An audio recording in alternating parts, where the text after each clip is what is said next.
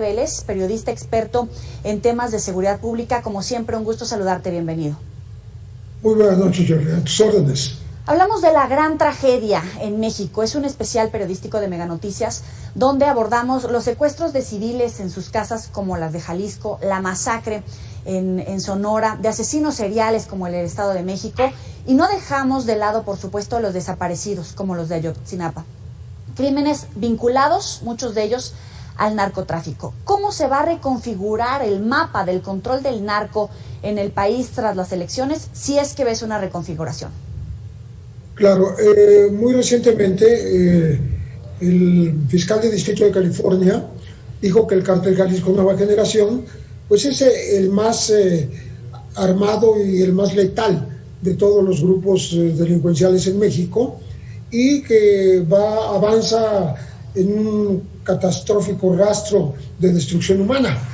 Usó esta frase que es muy contundente porque la DEA ha identificado también a este grupo como el emergente más importante y que le compite ya al cártel de Sinaloa, pues con presencia en por lo menos 23 estados del país y ya en varios estados de los Estados Unidos. El cártel Jalisco está en la mira del vecino país, y yo creo que durante la pandemia no disminuyó la actividad.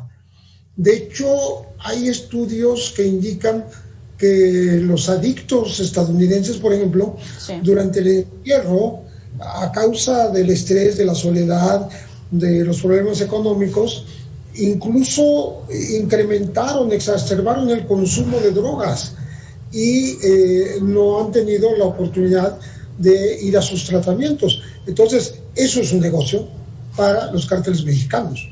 Entonces, no han disminuido su actividad, siguen operando, se dieron el lujo de repartir despensas durante la pandemia y digamos que transitaron de la mera actividad delincuencial hacia una actividad narcopolítica, o sea, influir en las elecciones. ¿Qué va a pasar en la zona del Pacífico, donde entrarán gobiernos de Morena, de todos los niveles, incluso también en el legislativo? Bueno, precisamente ahí en esos lugares ahora se está acusando la presencia de grupos que presionaron a otros candidatos para que quedaran los que ellos querían. Eso suena muy fuerte, pero se cita, por ejemplo, en el caso de Alfonso Durazo en Sonora, donde al final las amenazas que habían recibido fueron retiradas y todo transcurrió, digamos que en santa paz, ¿no? Entonces, esa es la situación hasta ahora. Hoy concluyó la visita del secretario de Seguridad de Estados Unidos, ahora que mencionabas este tema, después de una serie de visitas de altos cargos de la CIA, que se reunieron con titulares del Ejército y de la Marina, y también de la visita de la vicepresidenta Kamala Harris. El gran tema es la reapertura de la frontera, el flujo multimillonario para ambos lados, pero esa negociación pasa por el control de la violencia. Se había alertado de que los cárteles detentaban el poder en 30% del territorio mexicano. Poniendo esto sobre la mesa, sí. Ha dicho un estudio justamente de Washington y que México de alguna manera rechazó porque están hablando de una cantidad terrible de hectáreas, ¿no? Y varios estados del país. Pero de todas maneras, sea a 30%, sea 20%, sea 25% o lo que sea de territorio, lo cierto es que sí hay esos vacíos de poder, hay esos lugares en donde no hay autoridad, no hay gobierno, y eso lo aprovechan los traficantes, precisamente para incrementar su poderío.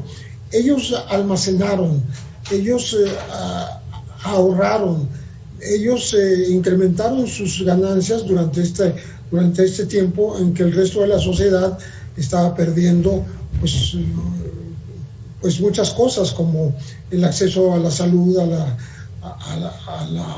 la educación de los niños, a la producción en el campo, por ejemplo, y ellos son imparables. O sea, el negocio no se paralizó. El negocio ha continuado y es un negocio en el que se ha incrementado incluso los métodos de transporte a través de submarinos, a través de drones, de avionetas muy sofisticadas, con vuelos bajos, etcétera.